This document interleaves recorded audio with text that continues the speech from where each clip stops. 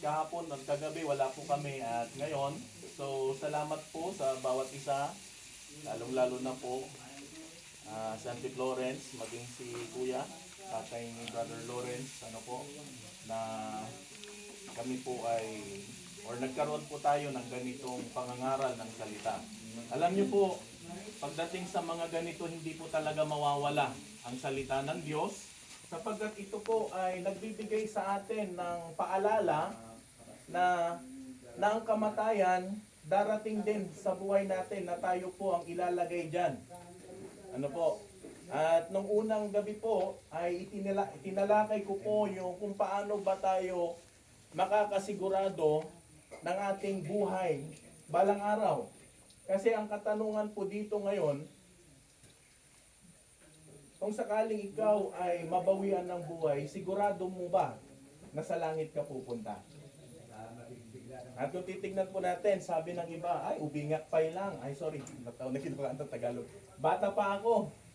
Ibig sabihin, mayroon pa akong lakas. Sabi naman ng mga medyo Amerikana na, ang ibig sabihin, yung mga pumuputi na yung buhok, sorry po, medyo malapit-lapit na ako. Pero alam niyo po ba na ang kamatayan, walang pinipili po yan. Kaya nung nakita ko po yung edad ni Brother Lawrence, na-shock ako nung una, 21 lang pala ito, sabi ko. Kasi ang kamatayan, nandyan lang yan sa tabi-tabi. Magpasalamat po tayo na hanggang ngayon, buhay po tayo. Na anytime pwede tayong mawala. Meron ngang natulog, hindi na nagising. Or meron tayong kasabayan na natulog, hindi na nagising. Yung iba naman, nagtatrabaho, biglang natumba, nawala na. Ganun ang kamatayan. At sa pamilya na mga naiwan, masakit talaga yon. At yun yung gusto ko na makita po ng bawat isa na walang kasiguraduhan ang buhay po natin. Pero hanggat buhay tayo, ipinakita ng Diyos yung pagmamahal niya sa atin. Na ang Panginoon nagsakripisyo na matay sa krus ng Kalbaryo para sa iyo, para sa akin. Kasi wala tayong kakayanan na iligtas ang ating sarili or wala tayong magagawa na dalhin ang ating sarili sa langit sapagkat lahat po tayo nagkakasala. Walang relihiyon na nakakapagligtas. Ano po? Oo, minsan nga sa simbahan pa nagkakasali. Imbes na makikinig, nagchichismisan. Kumusta kaya si ganito, ganyan. Di ba? No. Hindi sa mga mabubuting gawa, hindi ko naman sinabi na masama kasi dapat lang na mag-church ka, magsimba ka, dapat lang na gumawa ka ng mabuti kasi yun naman talagang utos ng Panginoon. Pero tandaan po natin, itong mga bagay na ito, hindi ito yung magiging daan para tayo po ay makasigurado ng langit. Sapagkat ang sabi po ng Biblia, I am the way, the truth, and the life. Ang sabi po ng Panginoon Kristo sa John 14:6. Wala pong ibang magdadala sa iyo sa langit kundi si Kristo Jesus. Pastor, paano ba ako makakasigurado ng langit? 100%. Unang-una, pwede ba yun? 100%? Pwede kahit buhay ka, pwedeng masigurado mo ang langit? Yes. Unang-una, aminin mo na ikaw ay makasalanan. Pangalawa, pagsisihan. At pangatlo, tanggapin si Kristo bilang iyong Panginoon at personal na tagapagligtas. Alam niyo po, pag ako nangangaral, ito yung lagi mo sinasabi. Napakapangit kung ako nagtuturo ng Biblia na kahit ako nagtuturo, hindi ko alam na langit ako. Nakuha nyo? Kaya ang Biblia ay tinuturo sa atin, walang ibang daan. Maliban lang kay Kristo. Now, so, tandaan mo, kung gusto mo na 100% na makasigurado na langit ka, kailangan mo si Jesus Christ. So, hindi po kami ng mga Bible Baptist churches. Hindi po kahit anong relihiyon. Hindi naman po masama magsimba sa kahit anong relihiyon. Kasi sabi nga nila, Diyos lang din ang itinuturo. Ano po? Pero tandaan po natin, kahit pa magpa-convert ka ng 1,000 relihiyon, hindi ka madadala ng relihiyon sa langit. Kasi si Kristo lang ang tagapagligtas. Masalamat lang tayo na meron tayong simbahan kasi tinuturo sa atin si Kristo. Ano po? Now, gusto ko po na dumako po tayo. In few minutes, bigyan nyo lamang po ako ng counting panahon. Kasi ito yung pinaka mahirap minsan sa buhay ng isang mananampalataya. 1 Peter chapter 1 verse 7. Sabi niya, that the trial of your faith, being much more precious than gold, that perisheth, though it be tried with fire, might be found unto praise and honor and glory at the appearing of Jesus Christ. That the trial of your faith, being much more precious of gold than perisheth.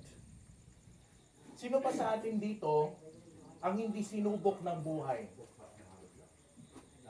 Siguro lahat naman tayo dito nakakaranas ng pagsubok. Ano po? Maraming mga klase ng mga pagsubok na dumadating sa atin sa araw-araw. Ano po? At itong mga pagsubok na ito, nasa sayo kung ikaw ay maging dahilan ito sayo ng pagbagsak or maging dahilan ito ng pagiging matatag mo. Pero sa buhay Kristiyano, ano po? Kaya sabi ng iba, sabi ni Pastor, pag Kristiyano ka, wala ka nang mararanasang hirap. Ano po, hindi po ganon. Pag naging anak ka ng Diyos, hindi tatanggalin lahat ng pagsubok sa buhay po natin. Hindi ang Diyos ang nagbibigay, inaalaw niya, pinapahintulutan niya. Kasi, hindi, sabi nga ng Bible, hindi ibibigay ng Diyos yung mga pagsubok na hindi mo naman kaya. O hindi pinapahintulutan ng Diyos yung mga pagsubok na hindi mo naman kaya. Now, yun nga lang, alam niyo po kung ano yung pinakamabigat na trial sa buhay? Yung merong mawala. Especially sa parte ng pamilya. Okay lang sana kung may utang kang milyon mababayaran mo yan. Oo. Mag-contractor ka lang. Ay, hindi lang yan. Mag-contractor. Mali tuloy yung tinuro ko, ano? Pag pera, pwede mo lang yan bayaran unti-unti. Pero ang buhay, pag nawala yan, hindi mo na maibabalik. Lahat tayo namatayan. Ako din namatayan. Ano po, ng mga kamag-anak. Pero iba pa rin talaga pag talagang galing sa'yo. Pero alam nyo, pag mananampalataya ka, anong sabi niya dito? That the trial of your faith being much more precious than gold that perisheth. Pinakamabigat na pagsubok sa buhay mo, yung mawalan ka ng isang pamilya na kung saan, yun pa yung pinakamamahal mo. Tapos minsan, pag hindi mo maiintindihan ang salita ng Diyos, pwede mong tanungin ang Panginoon, Lord, bakit ako? Bakit ako? Ang sipag-sipag ko naman. Faithful naman ako sa iyo, pero bakit nangyayari yung mga bagay na ito sa buhay namin? Minsan hindi natin alam kung ano yung plano ng Diyos sa buhay mo at sa buhay ng iba. Bakit inaalaw ng Diyos yung mga bagay na ito? Ano po ba? Tama po ba? Pero may dahilan. May dahilan kung bakit nangyayari yung mga bagay na ito. At tandaan nyo po, ginawa ka ng Diyos, dinisign ng Diyos yung buhay na meron ka. Pero ayaw ng Diyos na yung buhay mo magpariwara at mawala. Now, balik po tayo. Beloved, think it not strange concerning the fiery trials, which is to try you as though some strange that happen unto you. Alam niyo po yung fiery trials, okay lang sana kung trials lang eh. Pero fiery, talagang mabigat, mahigpit na pagsubok. Talagang isakitam niya. I heard may salang only son. Narigat tikas dyan. Naalala ko si Abraham. Sabi ng Panginoon kay Abraham, punta ka doon sa bundok, mag-alay kayo. Ialay mo si Isaac, yung pinakamamahal mong anak. Ngayon, habang nandun sila sa bundok, curious itong bata eh. Andito na yung kayo, yung panggatong, yung panali. Pero nasaan yung ihahandog? Ano po? Dire-diretso lang po sila sa bundok. Walang tanong na doon. After nun, di na nagtanong si Isaac. Tapos sinabi ni Abraham sa kanya, ikaw. So doon po sa pag-ooperan nila, doon siya ipinatong. Ano po? Hindi po nagtanong si Abraham sa Panginoon. Bakit gagawin niya yun? Kasi tanggap niya. Binigay ng Diyos, anytime pwedeng kunin ng Panginoon. Maging tayo din naman ng mga buhay. Yung buhay po natin hiram. Anytime pwedeng mawala at pwedeng kunin ng Panginoon. Amen. So nung time na sasaksakin niya na si Abraham, pinatigil siya ng Panginoon kasi nakita ng Diyos yung puso ni Abraham na marunong siyang sumunod. Ano po? Amen. Anong point dito? Ano man yung mangyari sa buhay mo, hindi mo iisipin na yung mga bagay na nangyayari sa buhay mo ay magdadala sa iyo ng paglayo sa Panginoon. Kasi naniniwala po ako na yung mga taong mas lalong sumusunod sa Diyos, kahit anuman yung pagsubok na dumating sa kanilang buhay, nagpapatuloy po sila. That the trial of your faith must being much more precious than gold. Sa buhay Kristiyano po natin, di ba pag ang ginto, dagiti nahiling nga agmina.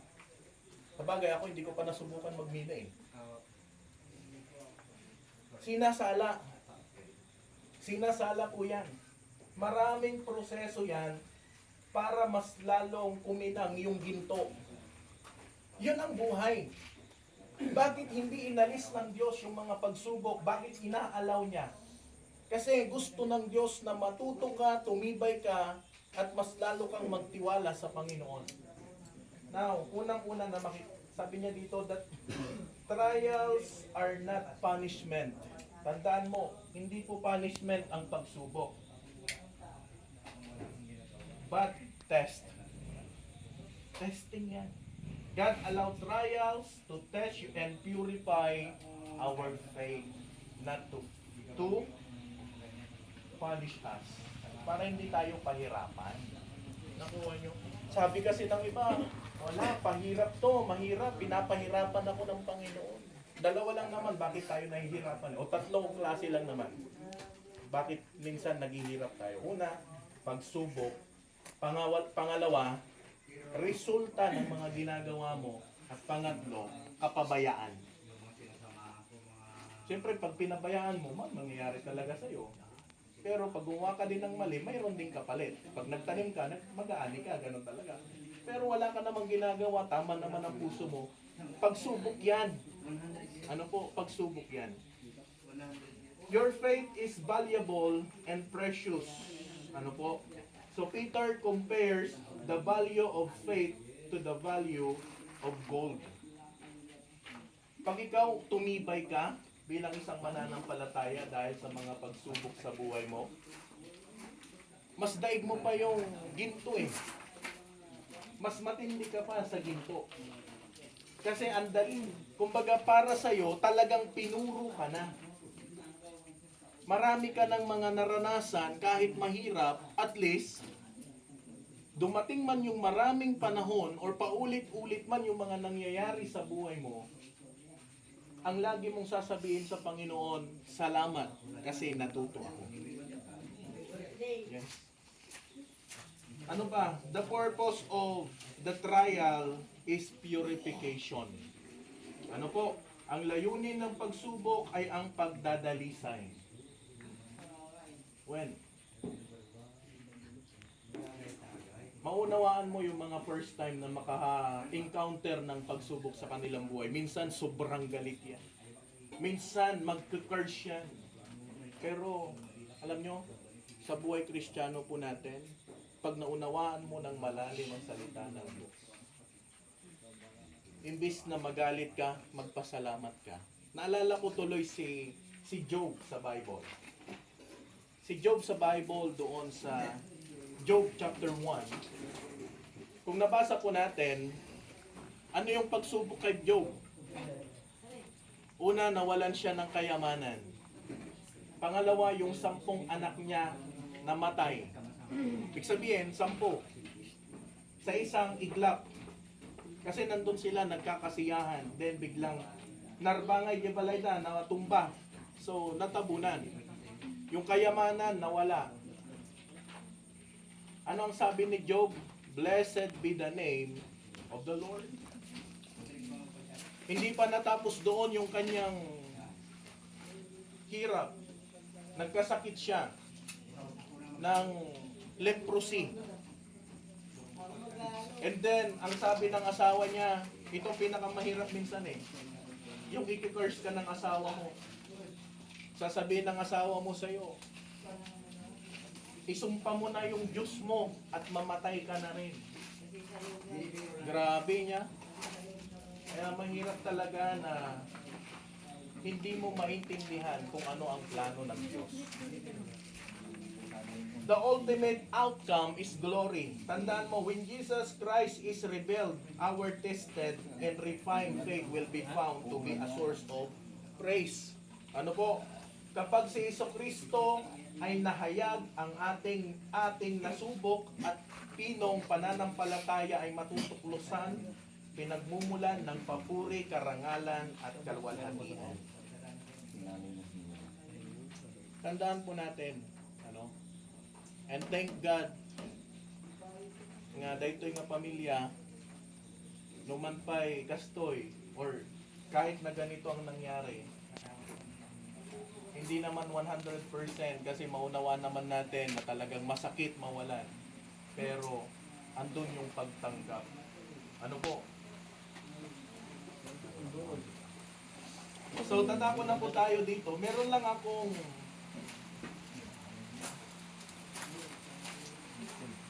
lima. Tama, 5, 2, 4, 6. At gawa natin ng acronym yung trials. Number 1, trusting. Magtiwala, pagtitiwala sa Panginoon, sa mga pangako or sa mga salita ng Diyos sa buhay natin. Alam niyo po, mga kapatid, mga kaibigan, ang paglilingkod sa Diyos, individual yan, hindi by group. Hindi porket si nanay naglilingkod sa Panginoon, damay na yan. Hindi. Pero alam niyo kung ano yung pinakamahalaga sa lahat? Na ang pagsubok sa buhay, individual din po yan minsan. Pero ang sabi po ng Bible, sa Romans chapter 8 verse 28, and we know that all things work together for good to them that love God, to them who are called according to His purpose. Minsan ang akala natin yung mga bagay na nangyayari sa atin talagang talagang yun na yun. Pero alam nyo, all things work together for good. Halimbawa, meron kang pupuntahan na mahalaga. Nagkasakit ka, nagtrangkaso ka. Tapos sasabihin mo, inyamot kan, nagrigat mo, apay nga tang, at dati papanakpay mo, nga importante, nagtrangkaso pakpay. Ano? Hindi ba natin alam na minsan yun yung magiging dahilan para mas ingatan ka ng Diyos sa mas malalang problema? Kasi minsan, sa kababiyahin natin, pwedeng ma-aksidente tayo, pwedeng may mangyari hindi maganda. Pag Kristiyano ka, ang sabi niya dito, dahil mahal mo ang Diyos, all things work together for good. To them that love God. Siyempre, pag minahal mo ang Panginoon. Kaya, all things work together for good. Sabi ko nga, nasa sayo, yung mga pagsubok sa buhay, kung magiging dahilan yan ng pagwala or paghihiwalay mo sa Panginoon, or mas lalong mapapalapit ka sa Panginoon. Amen po ba? Pangalawa, receiving. Ibig sabihin, sa buhay Kristiyano, dapat maunawaan mo na kailangan mong tanggapin sa buhay mo na may mga pagsubok talaga. Kaya huwag ka nang mabigla, bakit may nangyayaring ganito sa buhay natin.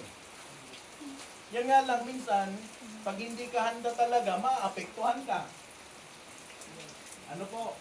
Malaksid lang dito eh. Kasi hindi naman natin alam ang buhay eh.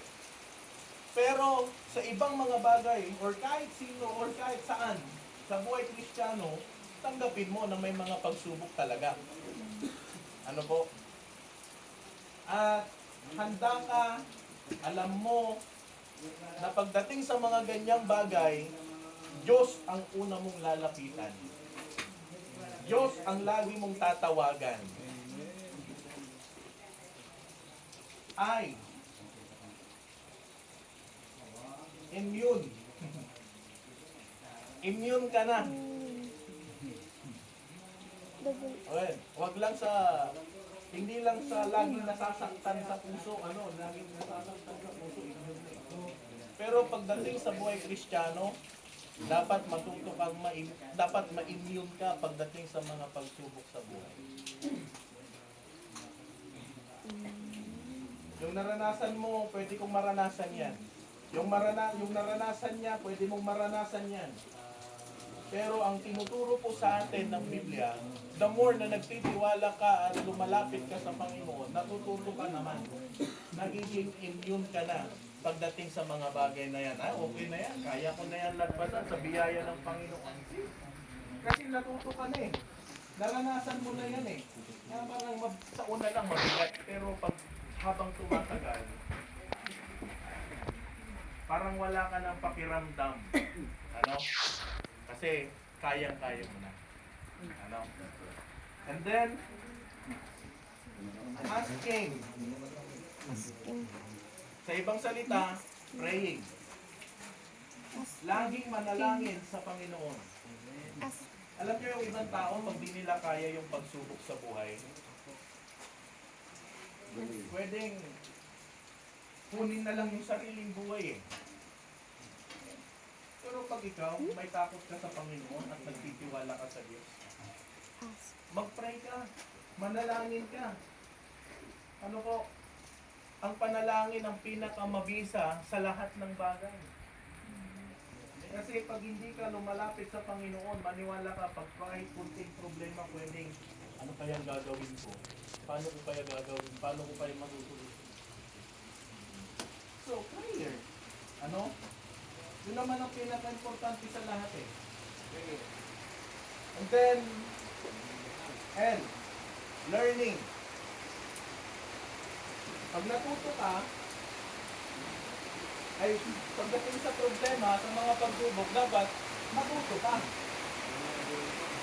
Hindi naman pwede na naranasan mo na, wala ka pa rin natutunan. Kaya paulit-ulit, problema ka.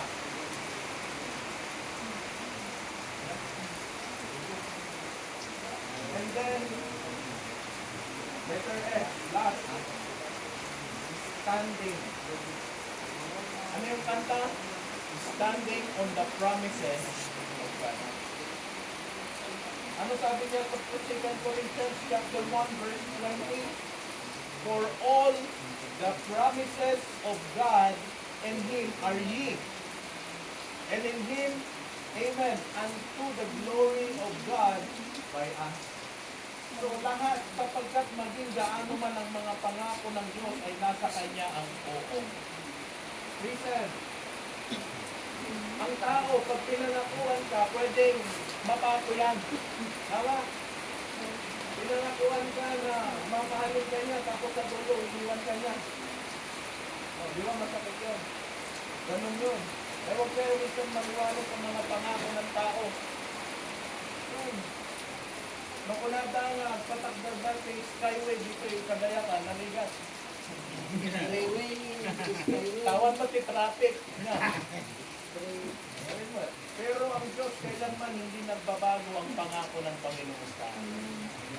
Mula noong Old Testament hanggang pagdating ng New Testament, nandiyan ang pangako ng Panginoon. Pag Kristiyano ka, hindi ka iiwan ng Panginoon. Yun ang pinakapangako niya. Ano sabi niya? I will never leave you nor forsake you. Well, pwedeng iwanan ka ng pinagkakaniwalaan mo, pero never ang Diyos. Kailanman hindi ka niya iniwan. Natandaan ko natin, manatili ka sa Panginoon kasi merong dahilan. So, that the trials of your faith being much more precious than gold. Yung mga pagsubok, magpapatibay yan. Naalala ko yung pastor ko. Last year, namatay yung kanyang kaisa-isang anak din. Talagamot, pati niniisip, nagmuraab. Kasi barkada ng anak ko yun eh. Pero, wala siyang magagawa. Kailangan mong tanggapin. May kanta nga. Ang tanong, hiram ang buhay. Ano? Darating ang panahon, babawiin din ang Diyos kung hindi ka na. So, ang kailangan mo lang ngayon gawin, una, mas lalong kilalanin siya sa buhay mo, mas lalong laliman mo ang pananampalataya mo sa Panginoon upang sa ganon, hindi ka, pag dumating yung mga pagsubok, hindi ka panghihinaan. Okay, so marami pong salamat. At sana nga po, meron kayong natutunan. Salamat po sa inyo, mga ma'am, sir. Ano po, sa mga estudyante ko natin, mga estudyante na ano. So, salamat po. Okay, so tayo po ay kumikit, tayo po ay manalangin.